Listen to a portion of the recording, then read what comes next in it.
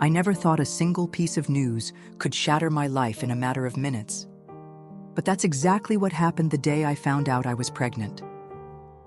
I was 19, a sophomore in college, full of plans, full of dreams. And then, just like that, everything turned to dust. It's not like I did something unforgivable, I just trusted.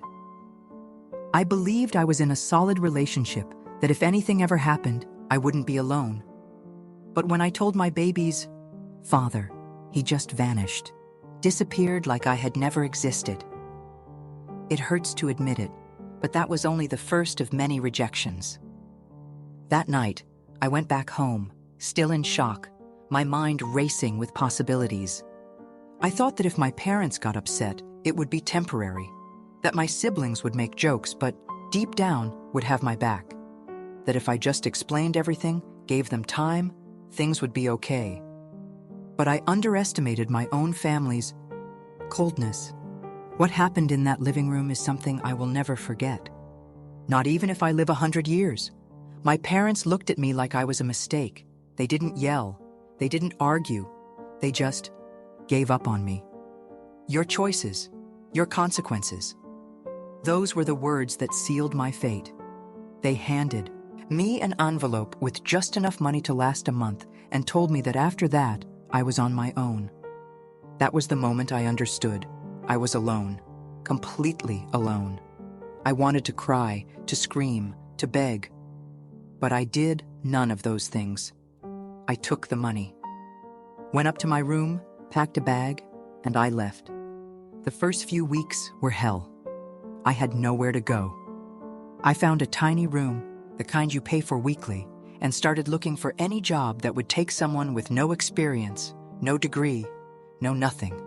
I waited tables, I worked retail, I cleaned houses. I did whatever it took to keep from ending up on the street. And every night, when I got home exhausted, when my body ached from working all day, I would place my hand on my stomach and whisper, "I promise you'll never go through what I went through."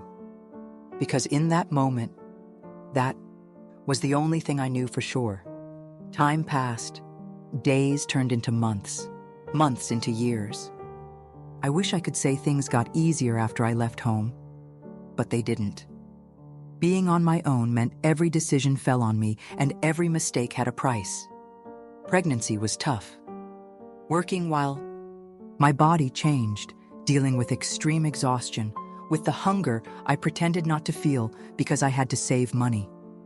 But none of that compared to the fear, the constant fear of not being enough, of failing, of not making it. But I kept going because I had no other choice. When Theo was born, everything changed. I remember the exact moment I held him in my arms and felt every certainty I had about myself dissolve. He was small, so fragile, and entirely dependent on me. I looked at his little face and knew I couldn't think about giving up anymore. No matter how hard it got. For the first few years, I lived in survival mode. I worked exhausting shifts while he stayed with a babysitter. I barely slept, barely ate, but every time I looked at him, I knew it was worth it. I studied at night after he fell asleep. I had a day job and sold small things online to make extra money. I started making accessories as a side hobby, not knowing that tiny project would change my life. People started noticing my work. My designs had a unique style, and little by little, I gained customers. At first, it was just a few sales, but over time, things got better. I built a brand that grew. I moved out of my tiny rented apartment into a real house. Theo, who used to sleep in my bed because we had no space, finally had his own room. For the first time, I could breathe without feeling like I was drowning. And then, something happened that I never expected. My parents reached out to me again. I should have seen it coming. Their silence over the years was never a sign of regret, just convenience. When they kicked me out, it was easy to ignore me because I had nothing.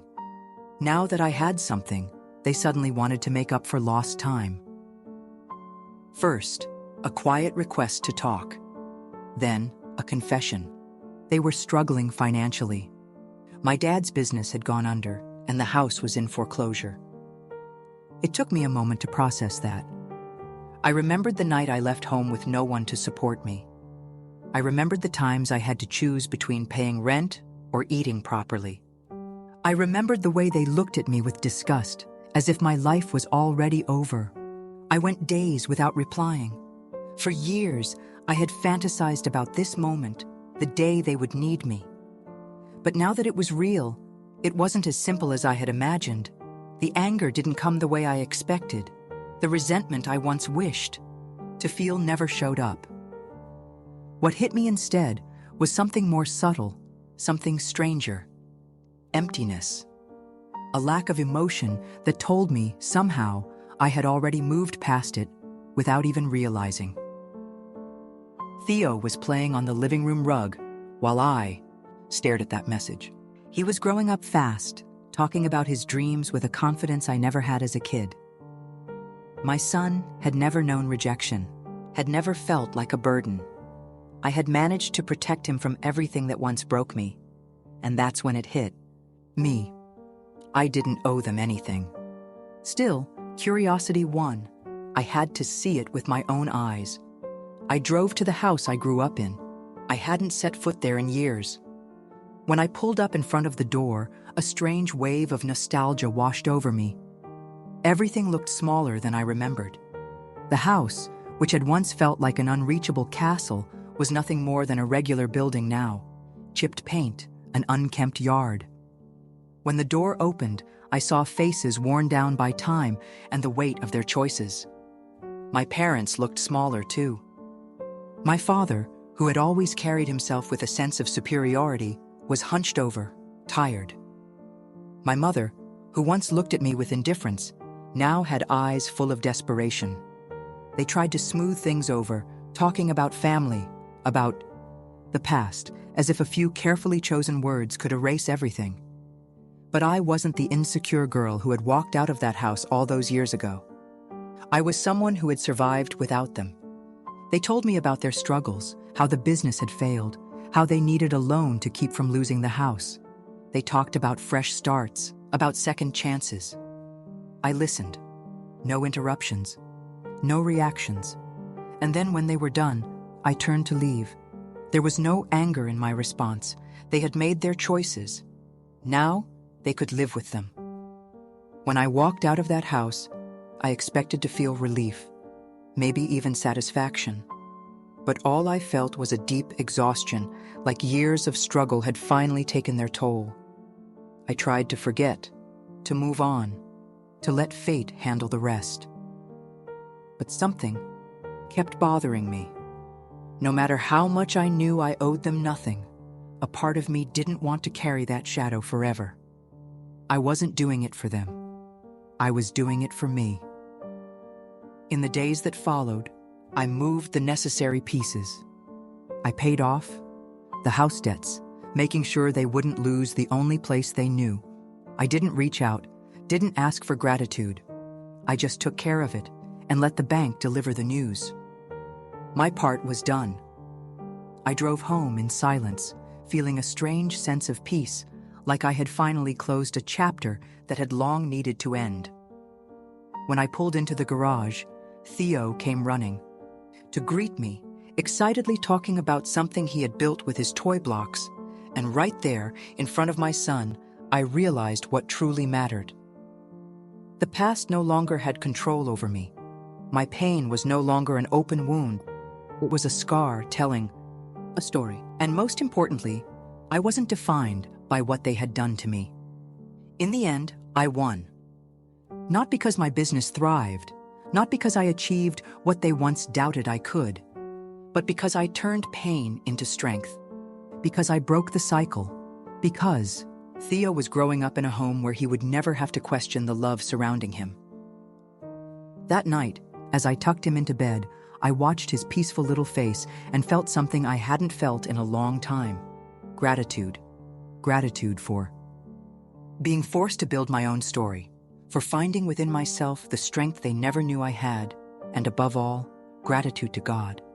Because even in the moments I felt alone, He never abandoned me. Because even when I saw no way out, He was guiding my steps.